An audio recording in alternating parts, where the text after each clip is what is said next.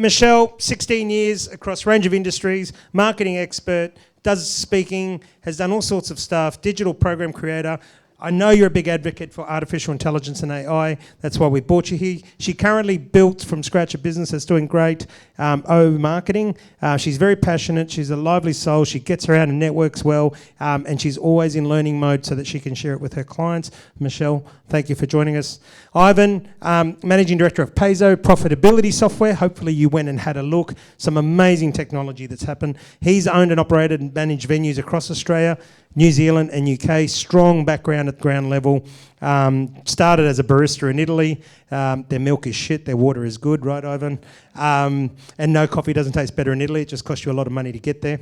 But he's worked at the ground up, and he's written programs with Counter, which is now LiveSpeed, and Smart Company, Rubler, and the list goes on. Of course, and now you've got Payzo, which is helping people understand their information, their data, so that they can actually analyse it and build strategies, which is fantastic. So we welcome Ivan. And Adam, founder and CEO of Ordermentum. I was lucky to meet Adam many, many years ago when I had DeBella Coffee, and absolutely loved what they were doing, and they've gone from strength to strength. And if you didn't hear him before, it's all about matching suppliers and it's businesses, cafes, restaurants, in helping to simplify and streamline what they're doing. Efficiencies, communication tool, reminders, all sorts of really cool stuff that's saving money, time, and helping people be able to focus where they need to grow their business. So Adam's very well equipped and expert in this. All three of them have amazing businesses in the space and are using or adopting strongly artificial intelligence. I'm going to have a few questions. It's an interactive session with you guys. It's all about you guys getting what you want from it. So it's me doing less talking. But there's a quote here from Peter Diamandis, and it's very simple. There'll be two kinds of companies at the end of this decade. Those that are fully utilising AI and those that are out of business. So something to really set the tone. So some are going to use it more than others, but there is no way that you're not going to be using this in one way, shape or form. So we're going to hear from our experts here on some tips and all the rest of it. Today's discussion is all about getting ahead of the curve. One of the things that I love talking about is how can we anticipate the future and build strategies to make sure that we're profitable, sustainable and efficient.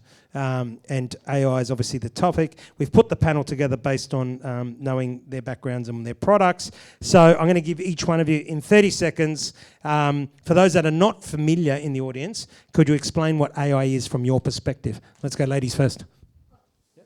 Is it off? That's it? Hello. If you ask my husband, he probably says I talk loud enough. Thanks, Phil. Welcome, everyone.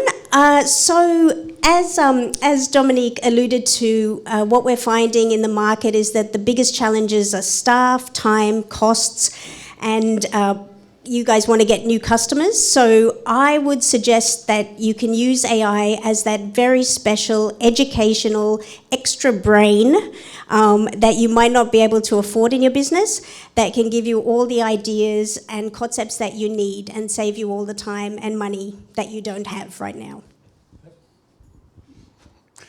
Thank you. Payzo is literally built on sort of understanding your data, so something that I geek out on a little bit. In terms of what AI is, it's actually really interesting from a predictive analytics perspective. So if you've gone to a show, you've gone to the Ekka and you sort of want to guess the weight of the pig, or you want to guess how many jelly beans there are in a jar, what we've found, it actually started off by a guy named Francis Galton back in the 1800s, that the collective intelligence, the average of the collective, was more accurate than the most accurate guess. And that's the essence of AI. So this sort of multivariate perspective, where we're getting all of these different outputs, are more intelligent than the individual. Great answer. My answer is slightly different. AI is a tidal wave. It's a tidal wave that's coming at every single one of you, and it will be the biggest technological change that you've seen in your working career. You've got two choices that Phil will talk about at length. You prepare for it, so you go on the ride of your life or the surfboard, or you get dumped by it. Now's the time to look at how you can use AI to be a co-pilot and a partner in the future of technology rather than destroying you. Perfect. So let's start with yourself, Adam.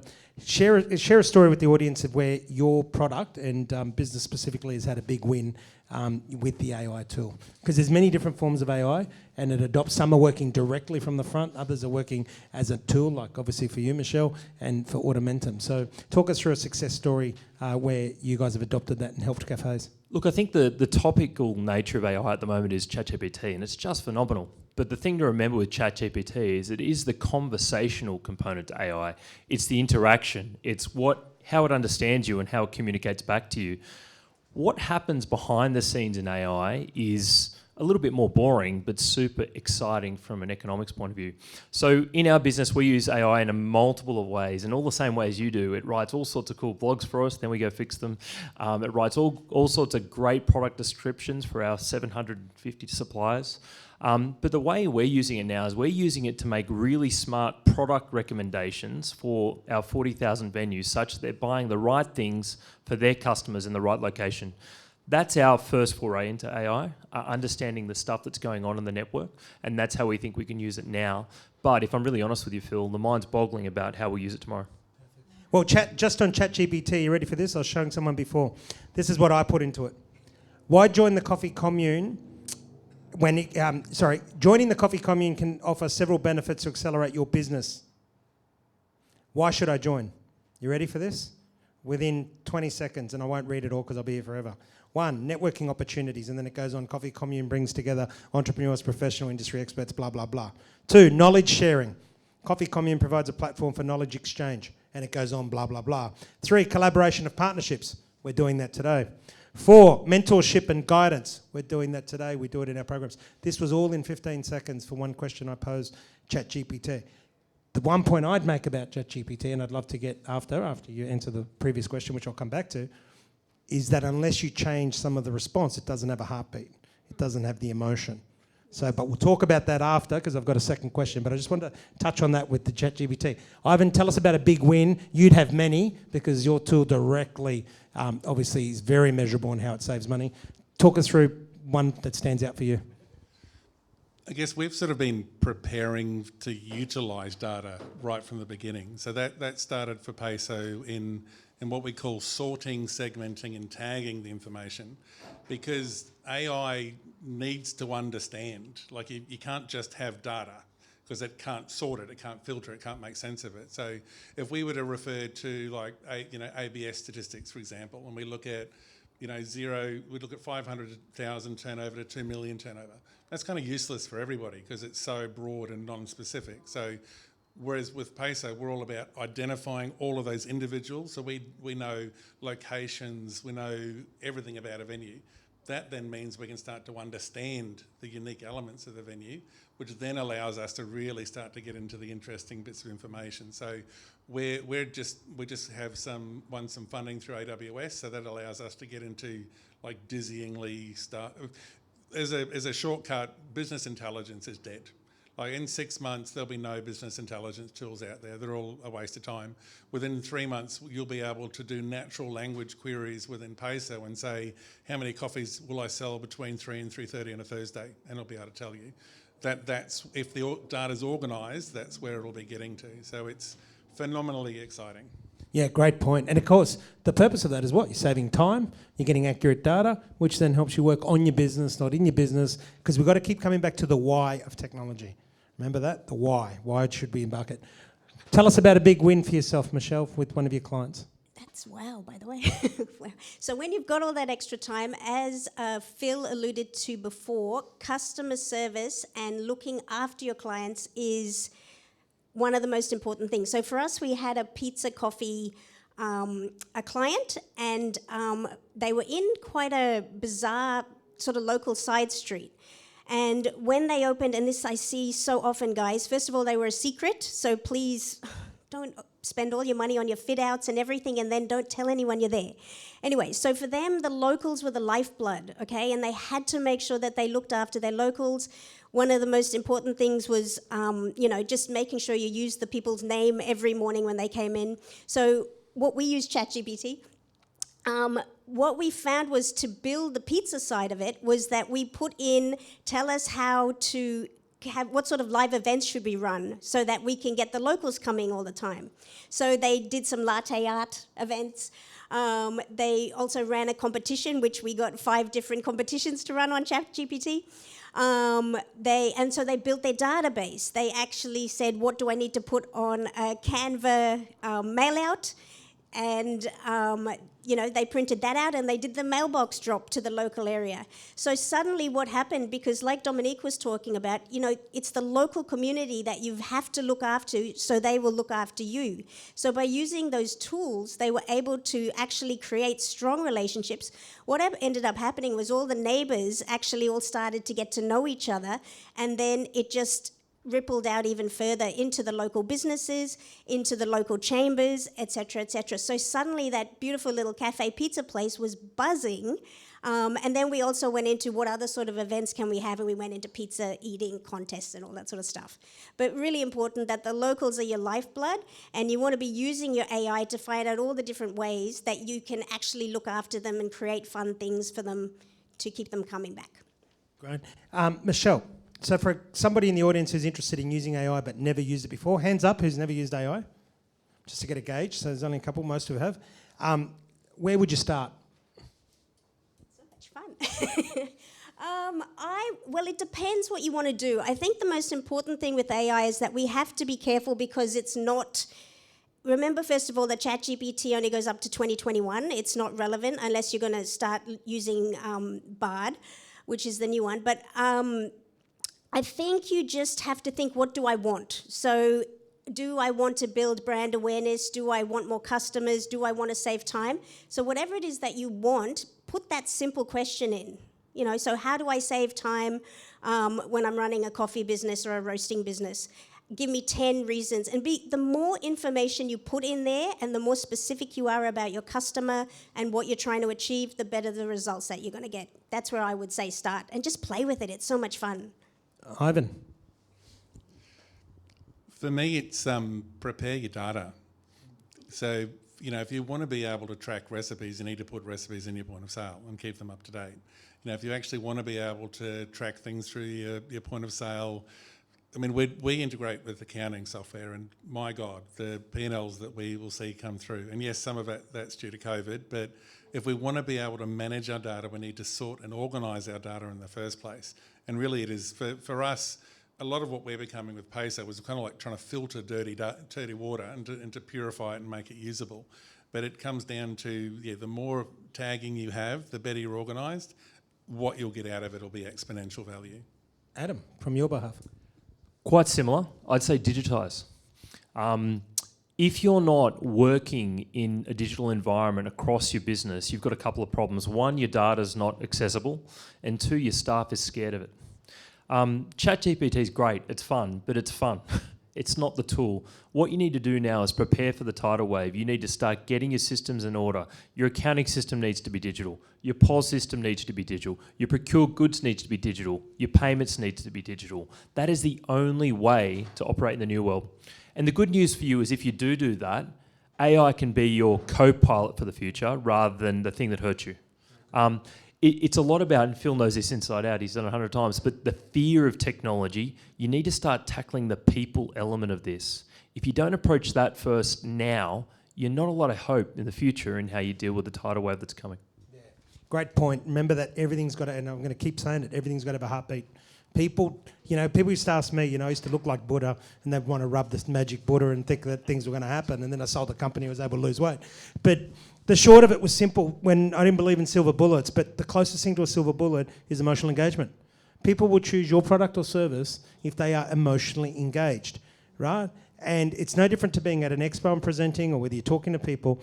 You might be a technical expert, you might be an expert in Ordermentum, in Peso, in O-marketing, but if you're not an expert in people, if you don't know how to emotionally engage and add that human element, you will not stand out from the crowd, right? And that's my 2 cents worth. You've got to be able to educate, communicate, and emotionally engage, because people don't remember what you have, they remember how you make them feel. They won't remember what you said, they'll remember how you made them feel when you spoke, right? Last question from me, and then over to the audience. Biggest risk from your point of view about AI, or the do's and the don'ts? You can tackle it any way you like. I'm going to go society-wide. All the movies that you've seen about the bad side of AI are real. There was this super interesting article I read the other day that was that normally when you look at big technological change, the people that stand most to gain from it financially are the people who don't want any rules and regulations around it. The last time that wasn't true was the atomic bomb.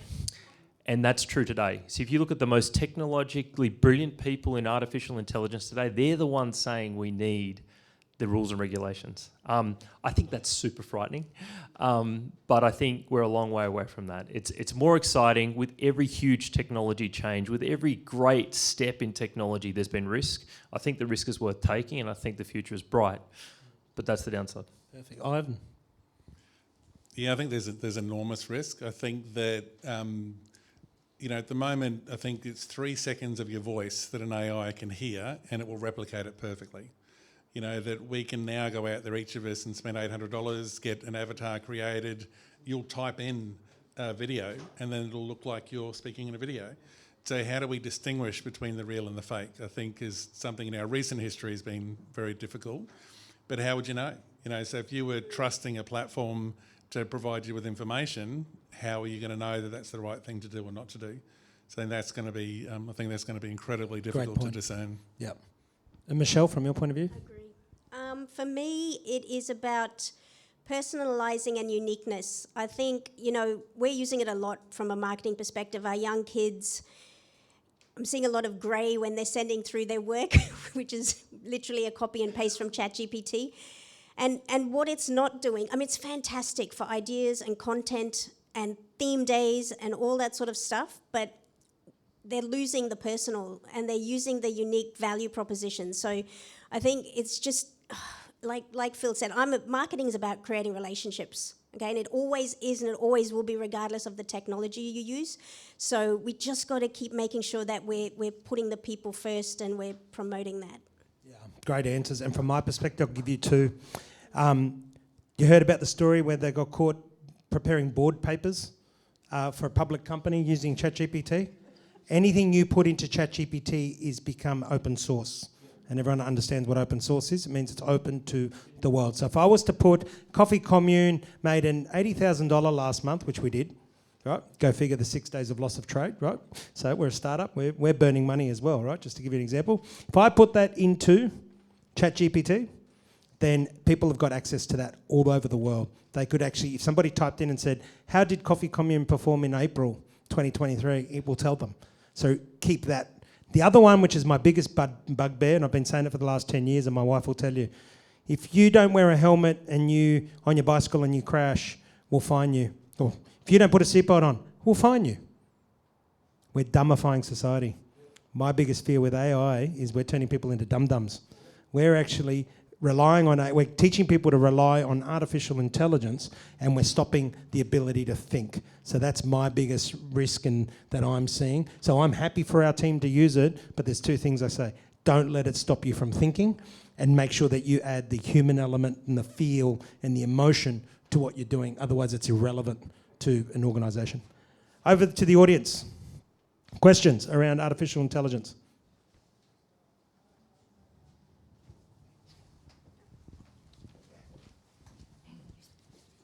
My question, I suppose, would be, how do you stop it? Because once it's started, you can't stop it. No. And I think that's the scary thing for small business. It doesn't matter whether you're a coffee shop, a financial services business, a lawyer, whoever's using AI, it will overtake your business. So even from a human element perspective, how do you stop it? It's really interesting. I was at a seminar the other day and an HR recruitment guy was talking. And he was saying, just following on from what you said, Phil, he said that the future job, I asked the question, what's the future job for the kids? And they said is to actually teach them how to strategize to put the right questions into AI. Like, for God's sakes. But we can't stop it, but we have to adopt it. And we can't just stick our head in the sand and pretend that it doesn't exist. So we've just got to make sure that we remember why we're in business in the first place and don't lose that, I think. And then use it to its full potential to save us the time, money, costs, and everything else, I think. Yeah, swimming against the tide, it's like trying to paddle out on the Sunshine Coast and you're not on a rip getting sucked out the back. You can't. So we need to go with it and utilise it. And I think, it's like we talk from my side where we're obviously coding a product and building it. It's there. It's not going to replace coders, but it will replace the coders that don't use AI. It'll replace the coders who aren't using it, because it'll be used as a tool, because you still need to know how to discern, to use it in the right way, and how to, the structure, like what's it for. Same as with anything, you've got to ask the right question of it and apply it the right way. Oh yeah, true. That as an aspect, yeah. I've seen it too, where you can say, like, is there a security weakness within this website? How do I exploit it? Yeah, it's kind of crazy, but it's a tool to be used. I agree, you can't. It's just prepare for it, digitise, like we said before. Interesting point though, just slight tangent. I mean, in hospitality, back to what we're saying here, the great thing is that it is about people, it is about interaction, it is about communication. And I think the AI will attack actually developers. I agree with your point. Developers will use AI as a superpower, but you'll be in most industries, you'll 10x your productivity by using AI, but you'll still have that person driving it. But I think in hospitality, it's super interesting. It's about people, it's about interaction, it's about the 5 to 10 thank yous and yeses that Phil mentioned before. You won't feel AI doing that for some time, I think. So there's going to be an interesting opportunity for the next 10 years for hospitality to stand apart from all the technology and to be the people and the societal connection that people are going to long for. Yeah, great question, great answers. My take would be that you don't actually stop it, you distract it. And the way you distract it is by remembering the human element. So while people are going down that coding, building products, building technology, you're actually becoming an expert with people, because it's going to be a long time coming before it feels on a human level, because it's just not human. So, and the other thing we talk about future jobs is that robot can't ingest food for you. So industries of the future, agriculture, creative industries, right? Teaching strategy and people how to think, all these things, because there will be that full circle of people having to be able to think. So bring it back to the hospitality industry. What about that? Well, they've already, I can tell you, robots. You've got the robotic coffee machine. Yeah, they've been around for years, just not efficient, because people want to walk into people. They've already got them. I can tell you, they've been out for years. People want to walk into a cafe, and I did a study with the Melbourne University on it years ago. Well, I'm talking 10 years ago now. It actually made a perfect coffee, did everything, but guess what? It didn't have the human element. Didn't they have the hi John, the hi Michelle, how are you? Welcome to our cafe. Yep, great. And guess what else it didn't have? And it was me that picked it up after they spent $20 million. And this is what I'm talking about, thinking, right? Because it's a great question. I'll give you a great answer. 10 years ago, I sat in Melbourne University and looked at this robot in action, and I said, fantastic. And I said, yeah, we're wonderful. We're about to release it. I said, that's great. This was 10 years ago, before you had 20 different milks. Now they're even going to milk humans soon, and camels, right? Soy milk, oat milk, rice milk. Guess what? See if you can pick up the practicality of the robot, what the error was. I typed 5 coffees into the machine. What's the problem? Couldn't work out the different variations. And guess what? Even better. I put 4 coffees in, they've all got different milks. It can't label the lid. So I get 4 coffees out, I don't know which one's which. So there's going to be certain things that the machine can't do, and it will be about deciphering what industries and how. But I agree, the panellists have hit it on the head. It's all about utilising it as a tool. The problem we have in society, and I don't want to harp on it, but we've got to make the point, is that we think that things come out to replace things. How about things come out to help you? Things come out to aid you, to support you, versus something comes out to replace you. We're such a pessimistic society in so many ways, where we think things are coming out to replace us. AI, to me, hasn't come out to replace me or replace my team. It's come to actually add efficiencies. It's come to support and help. I'm not using digital to replace anybody. I'm using digital so that rather than them spend time on manually ordering, they can spend time with customers building emotional engagement. I heard a great thing the other day, the blacksmith analogy, right? When the cars start coming out, what did the blacksmiths say? Oh, but it's destroying our industry. Rather than how do I reinvent myself to work with that industry? And I think there's a lot of that, and I love the point around people. Like, just keep harping on people. Hospitality is people. Use it as your tool, the technology, and get back to the people. That's what it's good for. It's been that way since the 70s. So it's been coined as the McDonaldization of the industry. It's been written up as a paper by a guy named Reitzer. So for me, hospitality split into two. So we either got corporate hospitality, which is based on efficiency, which really, if you follow that line of thought, that's making your own coffee at home. You know, why would you even go and get a robot to make it or buy it? Because you can get that at home. But the other side is traditional hospitality, which has always been about experience and you know, creating a small, all the things that no product can and that really comes down to where do you want to be? You know, how do you want to build your business and cafe, and where do you want to sit? There's no right or wrong. I mean, from our side, we're just about profit, right? So whatever achieves a profit. But what I also see is that there are these conflicting approaches. We kind of want to be efficient on this side, but we want to be personable. It just doesn't work. You just make all the decisions in the right direction that support each other, and then you can create great success.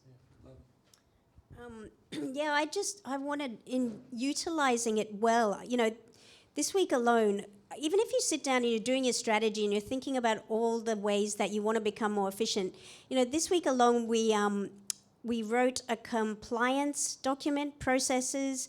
We wrote a jingle, 15-second and 30-second for the radio for our clients. We wrote up an ad with all the core competencies. You know, we wrote Facebook ads, the socials across, and then changed it for LinkedIn, for Instagram, for Facebook, because they're all different customers. You know, came up with checklists, lead magnets, competitions for trade shows. So, I mean, all that. What I love, look, I'm a big believer in training up the youngsters. I love it. And what this is doing is it's allowing me to now have the time. I haven't said put all this into a process for me, so I didn't have to write it all out, which takes time. So we really have to be looking at how can we become more efficient and utilise it in that way, because it's just amazing what it can do, you know. So, yeah, don't fight it. Yep, go with it. And it's quite easy, right? So ChatGPT, it's free.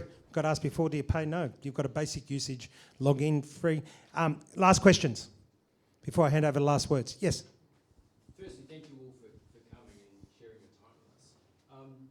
As someone who's probably not necessarily had a conscious involvement with AI, it sounds like there's two sides of AI. AI being the data that you provide, but also there's data that comes from where? Like that's being derived from somewhere. Is it necessarily Australian specific? Is it industry specific, or is it, I mean, where does that, does it come from all of us putting our information into a system somewhere, and then that system gets, all our information is pulled away? Ivan, you've got the mic. You know, I think that's going to be one of the really interesting challenges, because if it's 50% good, or if it's 60% good, it's always going to be polluted in some way, shape or form. So it is a collective intelligence. It's everything that's going in. To date, one of the great challenges for business research is that it's all come from the US. Because, you know, for the last 100 years, and also for the number of publicly listed companies they have, so every bit of research was derived and based on American information. We don't even have a hospitality PhD in Australia. Nothing exists, because I was going to try to do one 5 years ago. So that is everything. Not much data is local in Australia, because it's simply not available on a large way. So that will change as this information becomes more digitised and more accessible. As leaders in the industry, for example, collectively get together and pull that data so you can provide that to your customer base, or do you just do it from an in-house individual perspective?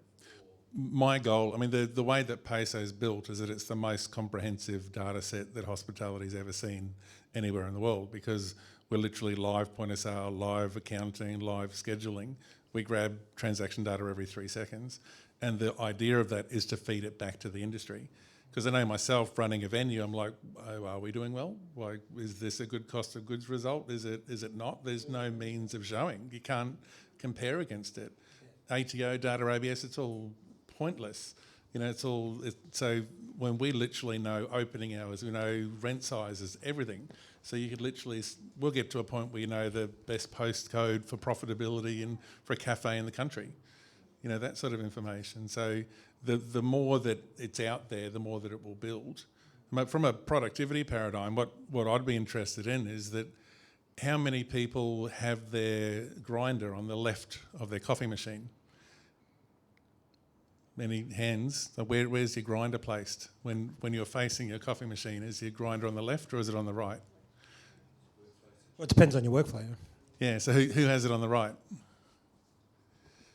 So from a barista's perspective, yeah, but from a barista's perspective, it's half as many movements if it's on its left, because you break the handle from right to left, you put it there and you put it back again.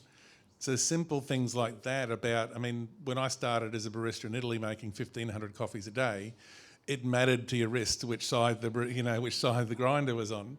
So things like that, in hospitality we sell time. So the longer, if we can do 3 things per 3 minutes, or we can do 5 things per 3 minutes, that's literally the money you're going to make. So we have AI, but we also have our own brains to be figuring out how can we be productive, how can we be consciously productive, because we're a terrible industry that just does what we've always done. We don't tend to ask questions of ourselves as well. So just always good to think about what we're doing. Perfect. Something to add, Adam? Look, we've got about $3 billion worth of data that we look at on Ordermentum. But what's interesting to note is that's tiny compared to the big language models. The paradigm around where the data comes from has changed a lot. 5 to 10 years ago, we used to all think we could build our own data. Now there's 4 companies in the world that can do it. OpenAI is one of them. There's 3 others. And they're all the names you know. And so what that means is there's a lot of time going into the lower layer, as was just mentioned, around personalising for certain circumstance or certain industries.